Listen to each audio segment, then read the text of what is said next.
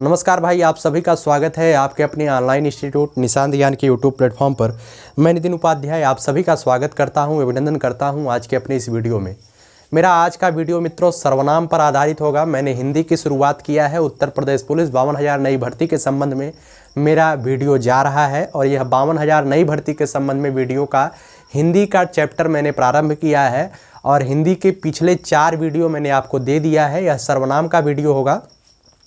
मैंने ये संकल्प लिया है कि अगर मैं जितना मेरे अंदर सामर्थ्य है मैं भरसक प्रयास करूंगा कि आपको आपके सपने तक पहुंचाऊं, आपको आपके लक्ष्य तक पहुंचाऊं, आपको आपके मंजिल तक पहुंचाऊं। ऐसा मेरा दावा है कि मैं कर पाऊंगा। अगर कर पाता हूं तो ये आपके सहयोग से ही हो पाएगा।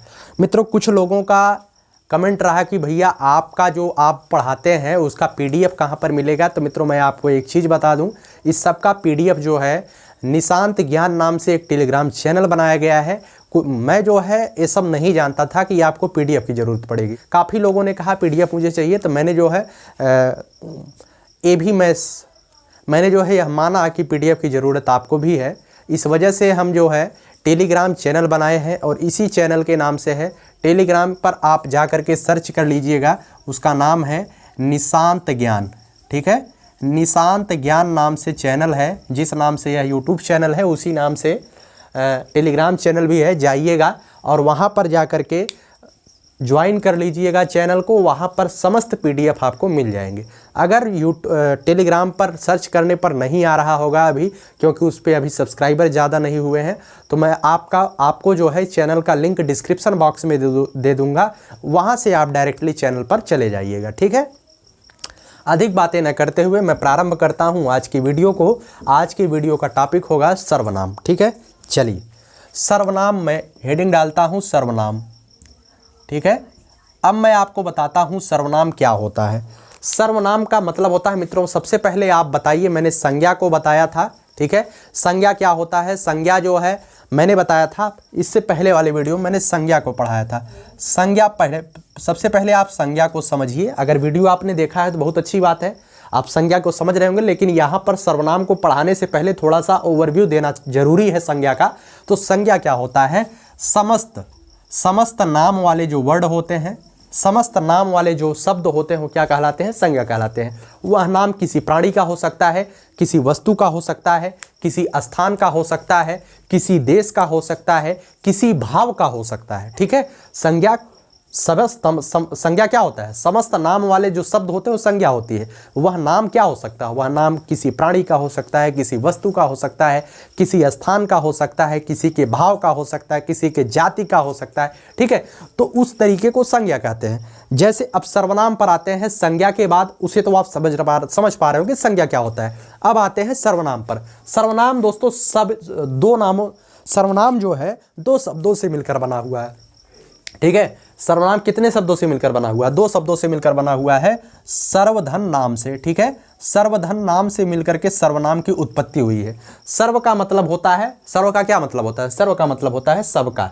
ठीक है, सर्व का मतलब होता है सबका और नाम का मतलब नाम ही होता है। ठीक है, सबका नाम ही क्या होता है, सर्वनाम होता है। अब देखिए, जैसे मैं आपसे कहूं कि आप जो है नितिन सर के बारे में चार बातें बताइए। आप जब नितिन सर के बारे में बोलना प्रारंभ करेंगे तो क्या कहेंगे, नितिन सर जो है निशांत ज्ञान नाम से एक यूट्यूब चैनल है उस पर पढ़ाते हैं। नितिन सर जो है वहाँ के फाउंडर हैं। ठीक है, इस तरीके से आप नितिन सर के बारे में बोलना प्रारंभ करेंगे, यानी हमारे बारे में बोलना प्रारंभ करेंगे। मैं ये चीज़ें आपको समझाने के लिए कर रहा हूँ, मेरा कोई उद्देश्य नहीं है मैं किसी का प्रमोशन करूँ, केवल समझा रहा हूँ। जैसे आप मेरे बारे में बोलेंगे नितिन सर के बारे में, शुरुआत हम ऐसे करेंगे कि नितिन सर जो है निशांत ज्ञान यूट्यूब चैनल पर पढ़ाते हैं, वह काफ़ी अच्छे पढ़ाते हैं।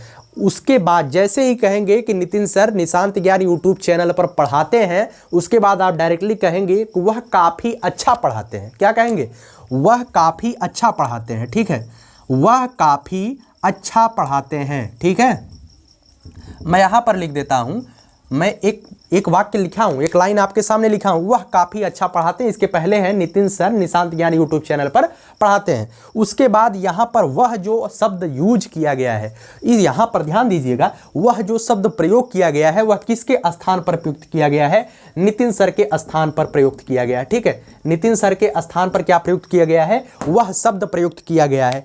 जो यही नितिन सर के स्थान पर वह शब्द प्रयुक्त किया गया है, नितिन सर यहाँ पर क्या है? नितिन सर संज्ञा है। ठीक है, नितिन सर क्या है? संज्ञा है। और इसी नितिन सर संज्ञा के स्थान पर वह शब्द इस्तेमाल हुआ है। ये जो वह शब्द है, यही वह शब्द जो है सर्वनाम होता है। नितिन सर संज्ञा है और संज्ञा के स्थान पर बार बार हम क्यों Nitin sir Nitin sir Nitin sir, हमारे बारे में कुछ बोलना है तो आप बार बार हमारा नाम क्यों लेंगे? बीच में एक बार आपने नितिन सर का नाम ले लिया, उसके बाद आपको कुछ कहने की ज़रूरत नहीं है। आप कहिए वह काफ़ी अच्छा पढ़ाते हैं, वह जो है स्टूडेंट के समस्त प्रश्नों का जवाब देते हैं, वह जो है काफ़ी एक्टिव रहते हैं, वह सोशल मीडिया पर काफ़ी एक्टिव रहते हैं। वह शब्द लगाएंगे तो ये जो वह शब्द हमारे लिए प्रयोग कर रहे हैं, अर्थात संज्ञा के लिए जो वह शब्द का प्रयोग कर रहे हैं, वही सर्वनाम होता है। ठीक है, तो सर्वनाम के बारे में आप प्रयुक्त आसानी से समझ पाए होंगे। मैं आपको एक चीज़ और बता दूं, आप परिभाषा अगर लिखना चाहते हैं, आप नोट्स बना रहे हैं तो आप लिख लीजिए, संज्ञा के स्थान पर प्रयुक्त होने वाले शब्दों को सर्वनाम कहा जाता है। ऐसे शब्द जो संज्ञा के बदले में प्रयुक्त होते हैं क्या कहलाते हैं? सर्वनाम कहलाते हैं। आइए हम आगे चर्चा करते हैं सर्वनाम के प्रकार के बारे में। यहाँ से भी क्वेश्चन काफ़ी अच्छी मात्रा में पूछे गए हैं उत्तर प्रदेश पुलिस की पिछली परीक्षाओं में। ठीक है, आइए चलिए हम बात करते हैं सर्वनाम कितने प्रकार के होते हैं। ठीक है मित्रों, आप आसानी से ध्यान दीजिएगा, क्योंकि ध्यान देने वाली बात ही है, क्योंकि आप भूल जाते हैं सर्वनाम कितने प्रकार के होते हैं। सर्वनाम 6 प्रकार के होते हैं। अगर आपसे पूछा जाए संज्ञा कितने प्रकार की होती है, संज्ञा 5 प्रकार की होती है। संज्ञा 5 प्रकार की अर्थ के आधार पर होती थी। और अगर वहां पर पूछा जाए कि कामता प्रसाद गुरु के अनुसार संज्ञा कितने प्रकार की होती है, 3 प्रकार की होती है। वो चीज़ें पिछले वीडियो में मैंने डिस्कस किया है, यहाँ पर केवल आपको ओवरव्यू दे रहा हूँ। यहाँ पर सर्वनाम कितने प्रकार का होता है? सर्वनाम जो है 6 प्रकार का होता है। कभी कभी डायरेक्टली यही क्वेश्चन पूछ लिया जाता है कि सर्वनाम कितने प्रकार का होता है। 4 ऑप्शन दिया रहेगा, 5, 6, 4, 3, उसमें से आपको एक विकल्प सही करना पड़ेगा। ऐसे क्वेश्चन जो है प्रीवियस ईयर के परीक्षाओं में आ चुके हैं। ठीक है, तो सर्वनाम 6 प्रकार के होते हैं, इसे आप जानते रहिएगा। वो 6 प्रकार कौन कौन से हैं? सबसे पहला प्रकार है पुरुषवाचक सर्वनाम। क्या नाम है? पहले सर्वनाम का नाम है पुरुषवाचक सर्वनाम। ठीक है, पहला सर्वनाम है पुरुषवाचक सर्वनाम। दूसरा सर्वनाम है निश्चयवाचक सर्वनाम। क्या नाम है? निश्चयवाचक सर्वनाम। ठीक है, तीसरे सर्वनाम का नाम है अनिश्चयवाचक सर्वनाम। क्या नाम है? अनिश्चयवाचक सर्वनाम। ठीक है, चौथे सर्वनाम का क्या नाम है? चौथे सर्वनाम का नाम है निजवाचक सर्वनाम। क्या नाम है? निजवाचक सर्वनाम। पांचवें सर्वनाम का नाम है प्रश्नवाचक सर्वनाम। प्रश्नवाचक सर्वनाम। और छठे सर्वनाम का नाम है संबंधवाचक सर्वनाम। क्या नाम है? संबंधवाचक सर्वनाम। ठीक है, अब 6 सर्वनाम के बारे में आप एक एक करके पॉइंट वाइज आप इसे पढ़ने का प्रयास करिएगा। एक बार आप इसे फिर से देख लीजिए। सर्वनाम 6 प्रकार के होते हैं। क्या क्या? सबसे पहला पुरुषवाचक, दूसरा निश्चयवाचक, तीसरा अनिश्चयवाचक, चौथा निजवाचक, पांचवा प्रश्नवाचक, छठा संबंधवाचक। इनका जो क्रम वाइज है, क्रम जो है कई पुस्तकों में अलग अलग है, तो क्रम से आपको कोई मतलब नहीं है, केवल सर्वनाम के भेद को जानना है। भेद माने प्रकार ही होता है। ठीक, चलिए अब एक एक के बारे में डिस्कस कर लेते हैं कि प्रश्नवाचक सर्वनाम क्या होता है या निजवाचक सर्वनाम क्या होता है। ठीक है मित्रों, सबसे पहले सर्वनाम की बात करते हैं। सबसे पहला सर्वनाम आपके सामने मैंने लिखा है पुरुषवाचक सर्वनाम। अब पुरुषवाचक सर्वनाम क्या होता है इसके बारे में बताऊं।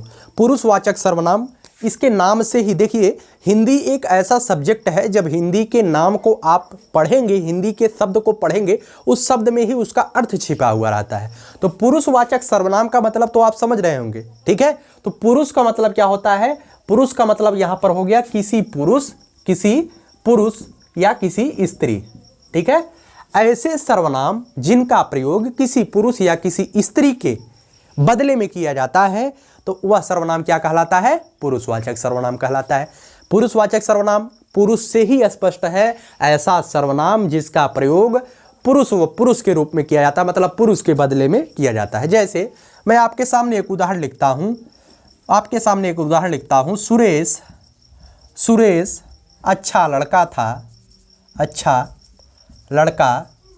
है, सुरेश अच्छा लड़का है, वह IAS बन गया। मैंने आपके सामने एक उदाहरण लिखा कि सुरेश अच्छा लड़का है, वह IAS बन गया। ठीक, यहां पर देखिए सुरेश क्या है, यहां पर सुरेश पुरुष है। सबसे पहले आप इसे देखिए, क्योंकि मैं पुरुषवाचक सर्वनाम पढ़ा रहा हूं, यहां पर सुरेश क्या है, संज्ञा है। लेकिन संज्ञा में अब मैं सर्वनाम पढ़ाने का प्रयास कर रहा हूं, तो सुरेश क्या है, पुरुष है। तो सुरेश पुरुष है, सुरेश अच्छा लड़का है, लेकिन सुरेश के जगह पर यहां पर वह शब्द प्रयोग किया गया है। क्या प्रयोग किया गया है, वह शब्द प्रयोग किया गया है पुरुष के स्थान। सुरेश पुरुष है और इसके स्थान पर वह शब्द प्रयुक्त किया गया है, अर्थात वह शब्द में क्या, कौन सा सर्वनाम हुआ। अगर यहां पर अंडरलाइन करके आपसे पूछा जाए कि वह शब्द में कौन सा सर्वनाम है, कौन सा सर्वनाम है, पुरुषवाचक सर्वनाम है। ठीक है, तो उम्मीद करता हूं पुरुषवाचक सर्वनाम आप समझ गए होंगे। और आइए, अब पुरुषवाचक सर्वनाम में कई चीजें होती हैं। कभी कभी उत्तम पुरुष, मध्यम पुरुष और प्रथम पुरुष के बारे में आपसे पूछ लिया जाता है, तो उसके बारे में भी आप जानकारी रखिएगा। ठीक है, यहाँ पर सर्वनाम जब आप पढ़ते हैं तो कभी कभी ऐसा क्वेश्चन पूछ लिया जाता है इसमें कौन सा सर्वनाम है। पुरुषवाचक सर्वनाम में भी उसमें ऑप्शन दे देता है उत्तम पुरुष, मध्यम पुरुष या अन्य पुरुष। तो उत्तम पुरुष सर्वनाम किसे कहेंगे, मध्यम पुरुष सर्वनाम किसे कहेंगे, या अन्य पुरुष सर्वनाम किसे कहेंगे, इसके बारे में आप डिटेल में जानिएगा। देखिए, उत्तम पुरुष सर्वनाम क्या होता है। उत्तम पुरुष का मतलब होता है जब मैं अपने विषय में बात करूंगा। ठीक है, जब मैं कहूंगा, मैं जो है अपने विषय में जब बात करूंगा, अपनी बड़ाई करूंगा, अपनी बुराई करूंगा, तो यहां पर उत्तम पुरुष सर्वनाम होता है। उत्तम का मतलब क्या होता है, मैं उत्तम कहां पर करूंगा, जब अपनी बड़ाई करूंगा। देखिएगा, ये मनुष्य का स्वभाव होता है कि जब वह कहीं पर बैठता है या चार लोगों के बीच में बैठता है, तो वह अधिकतर जो बातें करता है वो अपनी बातें करता है। और अपनी बातों में क्या करता है, अपनी बातों में वह अपना बखान करता है, वह अपने आप को हमेशा उत्तम बनाने का प्रयत्न करता है। इससे आप अंदाजा लगाइएगा कि उत्तम पुरुष सर्वनाम में मैं की बात होगी, हम की बात होगी। किसकी बात होगी, मैं की बात होगी। ठीक है, मैं कैसा सर्वनाम है, उत्तम पुरुष सर्वनाम है। ठीक है, मैं कैसा सर्वनाम है, उत्तम पुरुष सर्वनाम है। मैं हो गया, हम हो गया, मेरा हो गया, मुझे हो गया। ठीक है, ये जो सर्वनाम आपको दिखाई दे रहे हैं, मैं से जो इस्तेमाल होता है, जो अपने को दर्शाता है, जो खुद को दर्शाता है, वो उत्तम पुरुष सर्वनाम होता है। इसे आप किस तरीके से याद करेंगे, मैं याद कराने के लिए मैं खड़ा हूँ। आप खुद सोचिएगा, जब कोई व्यक्ति चार लोगों के बीच में बैठता है तो वह अपनी उत्तम बखान करता है, वह अपने आप को उत्तम बताने का प्रयत्न करता है। तो उत्तम पुरुष सर्वनाम में क्या होता है, अपनी बात की जाती है। जहां पर मैं आ गया, अब जैसे आपसे कह दिया जाए कि मैं कैसा सर्वनाम है, तो मैं जो है उत्तम पुरुष सर्वनाम है। ठीक, चलिए अब हम बात करते हैं मध्यम पुरुष किसे कहते हैं। मध्यम पुरुष में क्या होता है, मध्यम किसे आप दर्शाते हैं, मध्यम में किसे आप रखते हैं। जैसे आपके सामने कोई व्यक्ति है, मध्यम का मैं यहाँ पर एक चिन्ह देता हूँ। मध्यम का मतलब मध्यम, मध्यम मतलब धीमा, मध्यम मतलब धीमा। आपके सामने कोई व्यक्ति है, आप उससे क्या कहेंगे, आप अपनी बड़ाई करेंगे, आप अपने आप को उत्तम दिखाएंगे और अगले वाले व्यक्ति को क्या दिखाएंगे, अगले वाले व्यक्ति को दिखाएंगे कि तुम कमज़ोर हो। अगले वाले व्यक्ति को क्या कहेंगे, तुम कमज़ोर हो। ठीक है, तो जो तुम शब्द इस्तेमाल किया जाता है, तुम हुआ, तुम्हारा हुआ। ठीक है, तुम, तुम्हारा, ये जो तुम अगले वाले व्यक्ति के लिए, तुम, तुम्हारा और आप। ठीक है, तुम, तुम्हारा और आप, ये जो शब्द इस्तेमाल किए जाते हैं अगले व्यक्ति के लिए जो आपके सामने है, उसके लिए तुम, तुम्हारा, आप शब्दों का इस्तेमाल किया जाता है। ये जो सर्वनाम में यूज होते हैं, ये क्या होते हैं, मध्यम पुरुष सर्वनाम होते हैं। ठीक है, इसे बताने में मुझे काफ़ी मेहनत लग रही है, और अगर आप इसे समझ पा रहे हैं तो वीडियो को लाइक करके हमारा मोटिवेशन करिए। मैं आपके लिए मेहनत कर रहा हूँ, आपको लगता होगा कि मैं जो है ऐसे ही पढ़ा देता हूँ, तो इसको पढ़ करके, बना करके आपको किस तरीके से प्रोवाइड करना है, इसमें भी मुझे मेहनत करनी पड़ती है। और जो पीडीएफ के लिए आप लोग बोलते हैं ना, पीडीएफ के लिए आप किताब मार्केट में बहुत ज़्यादा अवेलेबल है, आप किताब उठाइए और पढ़ना प्रयास कर दीजिए। आप अगर भर्ती निकाल लेते हैं तो आप पढ़ करके किताब से पढ़ सकते हैं। ठीक है, लेकिन मैं आपको एक चीज़ बता दूं, जब मैं साक्षात आपके सामने खड़ा होकर के पढ़ा रहा हूं तो इसमें कौन सी बात है। आप खुद हमसे पढ़िए, उसके बाद पीडीएफ को पढ़िए, तब जा करके आपको फ़ायदा होगा। ठीक है, मैं पीडीएफ तो दूंगा ही। आगे चलिए, अन्य पुरुष की बात करते हैं। मध्यम पुरुष, उत्तम पुरुष आपको समझ में आ गया। अब अन्य पुरुष की बात करते हैं। अन्य पुरुष में क्या होता है, न मैं अपना बात करूंगा, न आगे वाले का बात करूंगा। मैं किसका बात करूंगा, उसका बात करूंगा। किसका, उसका बात करूंगा, वह बात करूंगा। ठीक है, जो वह शब्द है, जो वह शब्द है, जो ए शब्द हैं, जो वे शब्द हैं, ठीक है, वह, ए, वे और उसका, उसका, उसकी, ठीक है। अन्य पुरुष में क्या हुआ? अन्य पुरुष में वह हुआ। मैं किसकी बात करूंगा? अन्य मतलब क्या होता है? अन्य। ना मैं अपना बात करूंगा, मैं अपने आप को बात करूंगा तो मैं, हम, तुम्हारा, मैं, हम, अपना, ये किसकी बात करेंगे? ये बात करेंगे अपनी, उत्तम बताएंगे, अर्थात उत्तम पुरुष सर्वनाम। जब मैं आगे वाले को, सामने वाले को मध्यम दिखाऊंगा, अर्थात तुम, तुम्हारा, ठीक है, तुम, तुम्हारा, ठीक है, तो क्या होगा? मध्यम पुरुष हो जाएगा। उसके बाद अन्य पुरुष में क्या होगा? वह, उसका, उसकी, ठीक है, ए, वे, तो अन्य में अन्य की बात की जाएगी। तो ये तीनों चीज़ें आप अच्छे से समझ पाए होंगे, क्योंकि यहाँ से क्वेश्चन पूछा जाता है, इस वजह से मैंने बता दिया। चलिए आगे हम बात करते हैं निश्चयवाचक सर्वनाम की, ठीक है। अब आगे हम बात करते हैं निश्चयवाचक सर्वनाम की। अगला सर्वनाम है आपके सामने निश्चयवाचक सर्वनाम। निश्चयवाचक सर्वनाम मैंने पहले भी कहा है कि हिंदी के जो सब्जेक्ट होता है वो काफ़ी सरल होता है, और हम जो है हिंदी मृदुभाषी क्षेत्र के लोग हैं, अवधभाषी क्षेत्र के लोग हैं, तो हमारे लिए हिंदी कोई बड़ी बात नहीं होती है। मैं हिंदी बोलता हूं तो मैं हिंदी को अच्छे से ऑब्जर्व कर सकता हूं, लेकिन अगर आप हिंदी भाषी क्षेत्र के नहीं हैं तो भी नितिन सर ये दावा करते हैं कि आपको 100% मैं कवर कराऊंगा हिंदी, और 100% याद कराऊंगा, ठीक है। चलिए, निश्चयवाचक सर्वनाम क्या होता है? निश्चयवाचक सर्वनाम, मैंने क्यों कहा कि मैं हिंदी भाषी हूँ? मैंने इस वजह से कहा क्योंकि जब आप हिंदी भाषी होते हैं, निश्चय का मतलब आप जानते हैं। निश्चय का मतलब होता है निश्चित। जहां पर निश्चित शब्दों का बात होता है, जहां पर एक चीज कह दिया जाए ये निश्चित इसकी है, ठीक है, निश्चित, जहां पर ये चीजें निश्चित हो जाए वहां पर क्या होता है? निश्चयवाचक सर्वनाम हो जाता है। क्या हो जाता है? निश्चयवाचक सर्वनाम हो जाता है। जैसे मैंने कह दिया कि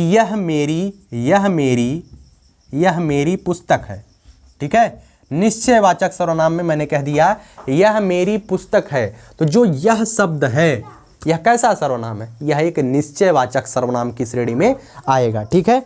अब यहाँ पर निश्चयवाचक सर्वनाम में भी कई, जैसे हो गया यह मेरी पुस्तक है, उसके बाद मैंने कह दिया वे तुम्हारे आदमी हैं, ठीक है, वे तुम्हारे आदमी हैं, तो जो वे शब्द हो गया, आदमी हैं लेकिन ये निश्चित है कि वे तुम्हारे आदमी हैं, निश्चित कह दिया गया कि वे तुम्हारे ही आदमी हैं, तो यहाँ पर जो वे शब्द है कैसा हो गया? निश्चयवाचक सर्वनाम हो गया। निश्चयवाचक में क्या होता है? कुछ निकटवर्ती चीज़ों पर अपना दिखा दिया जाता है कि निश्चय ही हमारी है। कुछ दूर होते हैं, जैसे वह मेरी मेज है, वह मेरी पलंग है, वह मेरी कुर्सी है, तो दूर की वस्तु है, मैंने कह दिया कि भैया वह मेरी है, निश्चित है वह मेरी है। और नज़दीक है तो मैंने कह दिया यह निश्चित है यह मेरी है, ठीक है। यह और वह, ए या वे, ठीक है, यह क्या हुआ? यह, वह, ये, वे, ऐसे शब्द जहाँ पर आते हैं ये क्या होता है? निश्चयवाचक सर्वनाम की श्रेणी में आता है, ठीक है। तो उम्मीद करता हूँ निश्चयवाचक सर्वनाम आप आसानी से समझ पाएंगे। निश्चयवाचक सर्वनाम मतलब निश्चित है, ठीक। आइए चलिए हम आगे बात करते हैं अनिश्चयवाचक सर्वनाम की, ठीक है। अनिश्चयवाचक सर्वनाम किसे कहते हैं? जहाँ पर कोई निश्चित ना हो।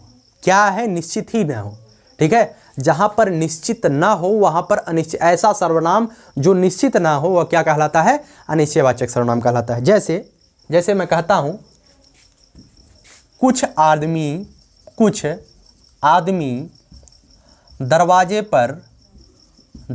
पर आए हैं। मैंने कहा कि कुछ आदमी दरवाजे पर आए हैं। अब मैंने कुछ के नीचे अंडरलाइन कर दिया और मैंने आपसे पूछा कि कुछ में कौन सा सर्वनाम है। अगर आप थोड़ा सा भी हिंदी जानते होंगे, आपके सामने 4 ऑप्शन दिया जाए, पुरुषवाचक सर्वनाम, निश्चयवाचक सर्वनाम, अनिश्चयवाचक सर्वनाम या प्रश्नवाचक सर्वनाम, आप आसानी से बता देंगे कि कुछ जो है अनिश्चयवाचक सर्वनाम है। यहाँ पर क्या होता है? कुछ का मतलब क्या है? मैं गिन ही नहीं सकता हूँ कितने आदमी आए हैं, लेकिन कुछ आदमी आए हैं, ऐसा है कि एक आदमी तो आया नहीं होगा। जब मैंने कहा कि कुछ आदमी आए हैं, इसका मतलब है 1 2 3 4 इस संख्या में आदमी दरवाजे पर आए हैं, ठीक है। उसके बाद एक अनिश्चयवाचक सर्वनाम में एक शब्द और आता है, जैसे कहा कि कोई आया है। मैंने कहा कोई आया है, तो जो कोई शब्द इस्तेमाल हुआ है, कोई शब्द, अब यहाँ पर कोई शब्द भी अनिश्चयवाचक सर्वनाम की श्रेणी में आएगा। कैसे? जैसे मैंने कहा कि कोई आया है, मैं नहीं पहचान रहा हूँ कौन आया है, लेकिन कोई आया है इतना कन्फर्म है, कोई आया है। ठीक है, ये अनिश्चय है। वह रमेश भी हो सकता है, वह सुरेश भी हो सकता है, वह महेश भी हो सकता है, निश्चित नहीं और रमेश ही है, लेकिन मैं तो जान रहा हूँ कि कोई जरूर आया है। ठीक है, निश्चयवाचक सर्वनाम नहीं है, यह निश्चयवाचक सर्वनाम है, क्योंकि कोई की जगह पर कोई भी ले सकता है। जैसे रमेश भी हो सकता है, सुरेश भी हो सकता है, महेश भी हो सकता है। ठीक है, इत्यादि पुरुष भी हो सकते हैं। ठीक, तो अनिश्चयवाचक सर्वनाम में अधिकांश शब्द क्या होते हैं, कोई होता है या कुछ होता है। उम्मीद करता हूँ समझ में आ गया होगा। आइए आगे हम बात करते हैं प्रश्नवाचक सर्वनाम के बारे में। आगे हम बात करते हैं प्रश्नवाचक सर्वनाम के बारे में। प्रश्नवाचक सर्वनाम क्या होता है, ऐसे सर्वनाम जिनका प्रयोग प्रश्न करने के लिए किया जाता है। ऐसे सर्वनाम क्या होता है, ऐसे सर्वनाम जिनका प्रयोग प्रश्न करने के लिए किया जाता है वो कहलाते हैं प्रश्नवाचक सर्वनाम। जैसे पर कौन आया है, ठीक है, दरवाजे पर कौन आया है। यहाँ पर जो कौन शब्द का इस्तेमाल हुआ है, कौन शब्द का, इसका प्रयोग जो है प्रश्न करने के लिए किया गया है। ठीक है, प्रश्न करने के लिए जिस सर्वनाम का प्रयोग किया जाता है वो क्या कहलाता है, कौन होता है। दरवाजे पर कौन आया है, क्वेश्चन कैसे पूछा जाए, क्वेश्चन ऐसे पूछा जाएगा, दरवाजे पर कौन आया है, कौन के नीचे अंडरलाइन कर देगा, उसके बाद पूछेगा कि अंडरलाइन किए हुए रेखांकित शब्द में कौन सा सर्वनाम है, तो आप आसानी से जवाब दे पाएंगे कि कौन के स्थान पर कौन सा सर्वनाम है। ठीक है, प्रश्नवाचक सर्वनाम है क्योंकि यहाँ पर प्रश्न किया गया है। ठीक है, चलिए ज़्यादा बातें न करते हुए, अगर पूछा जाए कि क्या जिससे प्रश्न किया जाता है, जिस शब्द से प्रश्न किया जाता है वो शब्द क्या होते हैं, प्रश्नवाचक सर्वनाम ही होते हैं। अगर कोई शब्द ऐसा है कि प्रश्न करने के लिए प्रयुक्त हो रहा है और सर्वनाम के स्थान पर प्रयुक्त हो रहा है तो क्या होते हैं, प्रश्नवाचक सर्वनाम होते हैं। ठीक, आइए चलिए हम आगे बात करते हैं निजवाचक सर्वनाम के बारे में। अब देखिए निजवाचक सर्वनाम क्या होता है, निज का मतलब क्या होता है, अपना। जहाँ पर केवल और केवल अपनी बात की जाती है, जहाँ पर क्या की जाए, केवल और केवल, मैंने 2 बार केवल और केवल बोला है, यहाँ पर किसी अतिरिक्त नहीं, केवल और केवल अपनी बात जहाँ पर की जाती है, निजता की बात जहाँ पर की जाती है, वहाँ पर निजवाचक सर्वनाम होता है। ठीक है, चलिए एक उदाहरण के माध्यम से इसे मैं स्पष्ट कर देता हूँ। जैसे एक उदाहरण है आपके सामने, आप भला तो जग भला। क्या है, आप भला तो जग भला, आप भला तो जग भला। अब यहाँ पर जो आप शब्द का इस्तेमाल किया गया है, यह आप शब्द दूसरे के लिए नहीं प्रयुक्त हुआ है। इस उदाहरण में कवि ने कहा है आप भला, तो मतलब अगर मैं भले हूँ तो दुनिया भली दिखाई देगी, अगर मैं गड़बड़ हूँ, गड़बड़ कंडीशन में हूँ, तो दुनिया भी गड़बड़ कंडीशन में दिखाई देती है। ठीक है, तो आप भला तो जग भला, यहाँ पर आप शब्द में कौन सा सर्वनाम है, तो आप शब्द में निजवाचक सर्वनाम है। निजवाचक सर्वनाम में अधिकांशतः जो शब्द यूज होता है वह आप ही यूज होता है। ठीक है, PDF आप पढ़ लीजिएगा, लेकिन पूरी वीडियो को देखने के बाद आप जब PDF पढ़ेंगे तो आपको और अच्छे तरीके से समझ में आएगा। ठीक, आइए एक सर्वनाम बचा हुआ है, वो सर्वनाम है संबंधवाचक सर्वनाम। अब देखिए संबंधवाचक सर्वनाम क्या होता है। संबंधवाचक सर्वनाम में क्या होता है, संबंध का मतलब ऐसे शब्द, ऐसे सर्वनाम शब्द जो संबंध प्रदर्शित करते हैं। संबंध मतलब एक दूसरे से अपना रिश्ता दिखाते हैं। ठीक है, एक दूसरे से क्या दिखाते हैं, अपना रिश्ता दिखाते हैं, उन्हें क्या कहा जाता है, संबंधवाचक सर्वनाम। संबंधवाचक सर्वनाम में क्या होता है, 2 शब्द ऐसे हैं जो संबंधवाचक सर्वनाम में ज़्यादा प्रयुक्त होते हैं, एक जो है और एक सो है। ठीक है, एक जो शब्द है, एक सो शब्द है, ये संबंधवाचक सर्वनाम की श्रेणी में आते हैं। अब चलिए हम बताते हैं संबंधवाचक सर्वनाम में क्या है। संबंधवाचक सर्वनाम का एक उदाहरण मैं आपको देता हूँ। उदाहरण है जो आया है, मैंने लिखा जो आया है सो जाएगा, मैंने लिखा है जो आया है सो जाएगा। अब यहाँ पर जो शब्द लगा गया है, जो शब्द, पहला जो शब्द जो लगाया गया है, यह जो शब्द दूसरे सो शब्द से कनेक्ट है। ठीक है, अगर इस जो शब्द को हटा दिया जाए तो आया है सो जाएगा, इसका कोई अर्थ नहीं निकलेगा। ठीक है, अगर यहाँ पर सो शब्द हटा दिया जाए तब भी अर्थ नहीं निकलेगा। तो जो आया है सो जाएगा, तो यहाँ पर संबंध प्रदर्शित कर रहा है किसका, जो का सो से। ठीक है, जो का सो से जब संबंध प्रदर्शित हो रहा है, अर्थात यहाँ पर कौन सा सर्वनाम है, निज संबंधवाचक सर्वनाम है। सॉरी, निजवाचक मेरे मुंह से निकल रहा था, तो यहाँ पर कैसा सर्वनाम है, संबंधवाचक। मित्रों, मैं आपके लिए बहुत मेहनत कर रहा हूँ, आप इतना समझिए कि मैं आपके लिए ही मेहनत कर रहा हूँ और आपके लिए ही आजीवन मेहनत करूँगा। मेरा संकल्प है कि मैं मेहनत करता रहूँ, लेकिन यह तभी संभव हो पाएगा जब आपका सपोर्ट मिलेगा। अगर आपका सपोर्ट मिलता है तो मैं मेहनत करूँगा और आपकी सफलता तक मेहनत करूँगा, ठीक है। तो उम्मीद करता हूँ ये जो सर्वनाम मैंने पढ़ाया है इसमें कुछ पॉइंट छूटे हुए हैं, ठीक है।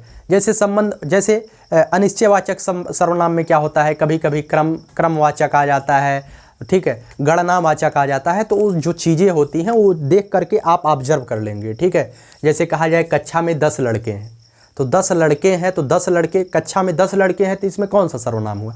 10 लड़के मतलब क्रमवाचक, क्रम से कहा जा रहा है 1 2 3 4 5 है, इस तरीके से, ठीक है। कुछ चीज़ें इसमें छूटी हुई हैं, ये चीज़ें जो है प्रश्न उत्तर जब सीरीज में चलाऊंगा, प्रश्न उत्तर सीरीज, उसमें कवर कर दिए जाएंगे, ठीक है। तो आपसे क्वेश्चन आंसर भी कराए जाएंगे काफ़ी हद तक, और टेस्ट सीरीज भी मैं सोच रहा हूँ लाऊंगा और टेलीग्राम पर दूंगा, आप उसे लीजिएगा, ठीक है। तो उम्मीद करता हूँ वीडियो आपको पसंद आएगा, तो वीडियो को लाइक करके जाइएगा भैया, और चैनल पर पहली बार आते हैं तो इसी तरीके का वीडियो पाने के लिए चैनल को सब्सक्राइब करिएगा। मैं सब्सक्राइब करने के लिए इस वजह से कह रहा हूं क्योंकि आप सब्सक्राइब करेंगे तो मेरा हौसला बढ़ेगा, क्योंकि ज़्यादा से ज़्यादा लोग जब तक जुड़ेंगे नहीं तब तक पढ़ाने में आनंद भी नहीं आएगा। मैं अगर आपके लिए मेहनत कर रहा हूँ तो आप हमारे लिए भी कुछ कर सकते हैं। ये मेरा दायित्व तो बनता है कि मैं आपको आगे पहुँचाऊँ, आपके तो थोड़ा सा भी अगर आपका मार्गदर्शन मैं कर पा रहा हूं तो मेरे लिए सौभाग्य की बात होगी। और आप मुझे कुछ ना कुछ मेहनताना ज़रूर दीजिए, और मेहनताना यही है कि आप वीडियो को लाइक करिए, ज़्यादा से ज़्यादा चैनल को शेयर करिए, और ज़्यादा से ज़्यादा बच्चों को जोड़िए, अर्थात अपने परिवार को बड़ा करिए, सब्सक्राइब की संख्या बढ़ाइए, ठीक है। तो चलिए इसी के साथ वीडियो को समाप्त करते हैं। धन्यवाद आपका।